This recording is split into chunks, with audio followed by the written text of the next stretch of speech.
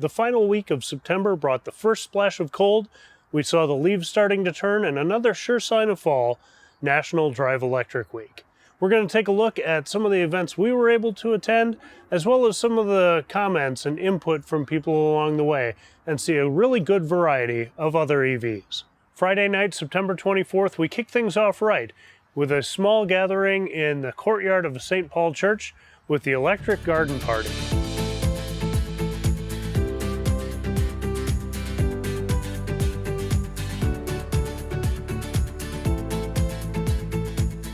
We had a good variety of EVs on hand, as well as test drives of e-bikes and a collapsible tent trailer that Joan couldn't get enough of. Cool to see the mix of EVs, talk to other owners, and get a good look at some adventure accessories. The next morning was our first blast of cold, so we bundled up and drove over near Ellisworth, Wisconsin for the Powered by Electricity event at the Pierce Pepin Co-op building. The cold kept people away for the first hour, so I let Joan sit in the car with the heat on, watching Sesame Street. Another great feature of the Tesla infotainment system. Another super variety of EVs, Model 3, Mach-E's, Kona, my first look at Tesla's refurbished Model S, long range, with the yoke and everything. The owner said that was really pretty easy to get used to after the first week, and a few Bolts, one of which was doing test drives.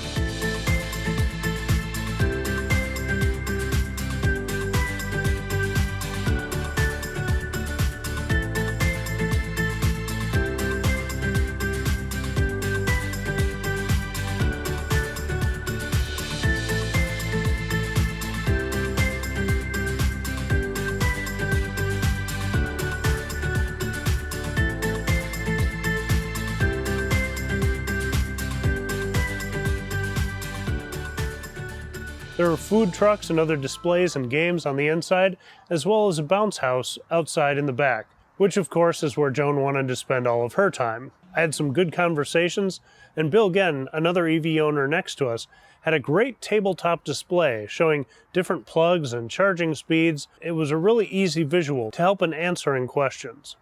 The big showpiece was Lakeville, Minnesota's new electric school bus. We were able to check it out and get a ride toward the end of the event.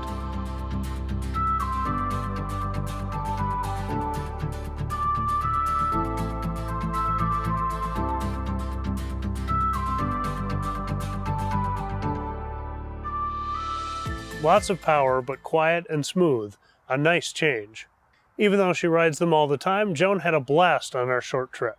Lakeville is pretty near my home, so if you'd like to see me do a deeper dive into that school bus and their program there, let me know in the comments below. After dropping us off, the bus took off, and it was cool to see how quickly and quietly it got up to speed. I'll play the audio here so you can compare it to the other cars.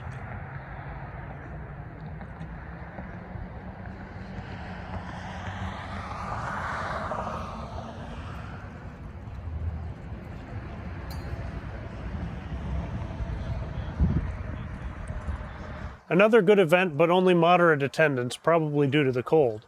The next day was Sunday, and I had a chance to drive the Mustang Mach-E for a few hours. That was a pretty cool experience.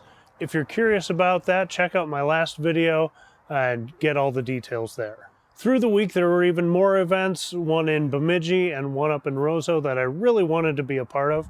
My friend Todd drove up there and attended both of those, and he sent me a couple clips of his drive, but the events were too busy to capture anything there. A good problem to have. Talking with Paul Bloomquist from Roseau County Ford, who was at the event and they were giving test drives, there was a lot of interest and changed a lot of minds with getting those butts-in seats.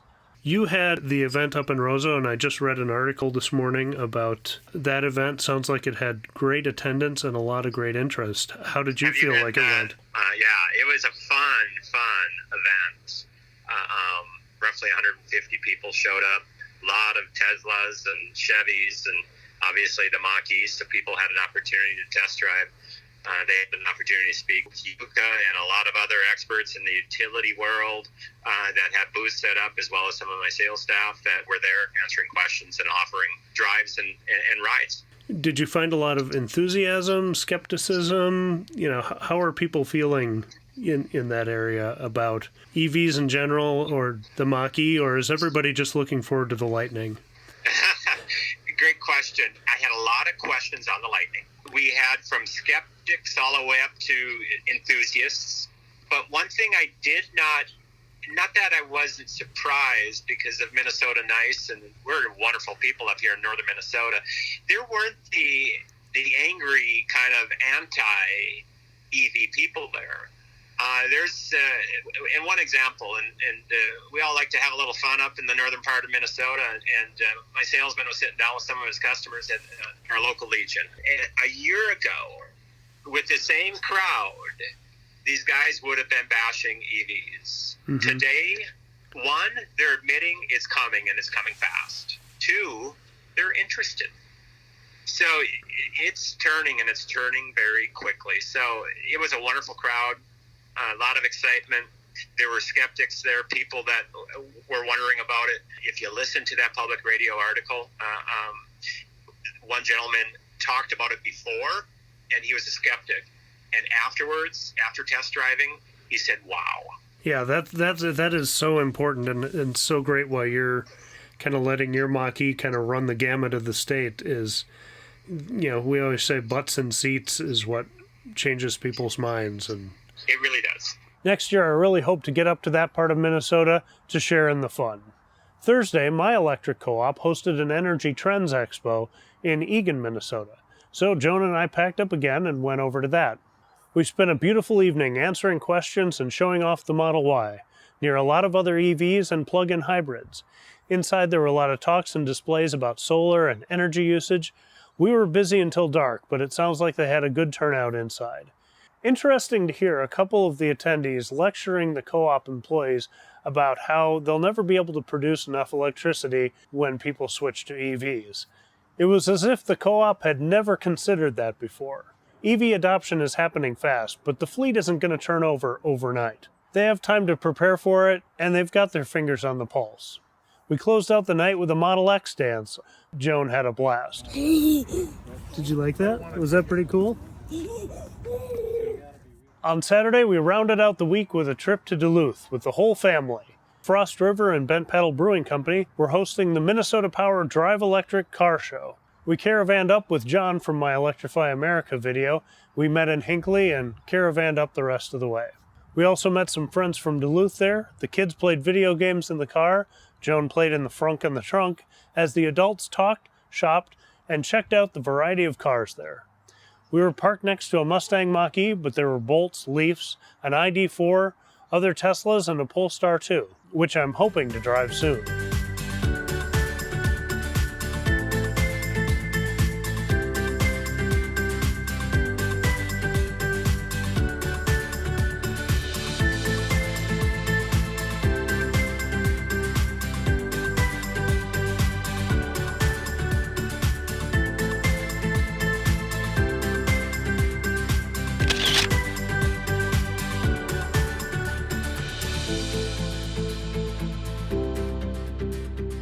Despite the drizzly day, there was a good attendance and music flowing over from Bent Paddle Brewing Company, where there was also good food and drink handy. It made for a damp but festive time. After the event, we drove up the hill to check out Enger Tower for terrific views of the city and lake. A great place to run around and stretch before the rain came in and it was time to drive home.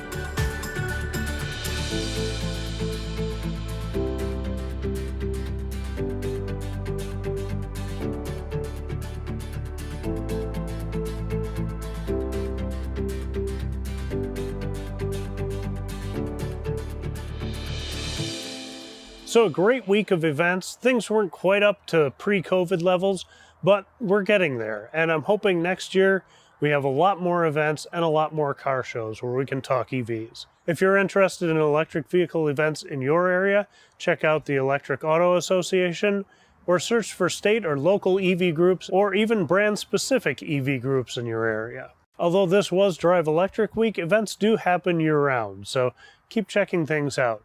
Most groups are happy to have enthusiasts, the curious, or future owners join their ranks in advance, knowing that they can get their questions answered while kind of hanging out in shadow mode in the background. And that can be a huge help before you make a big purchase. So those were our big events. If you did others or had a great EV event experience, Share those down below. I'm always curious what other people are getting up to. If you enjoyed this, please feel free to like, share, subscribe, all that stuff, and I'll see you at the next event. Thanks for watching, and have a great day.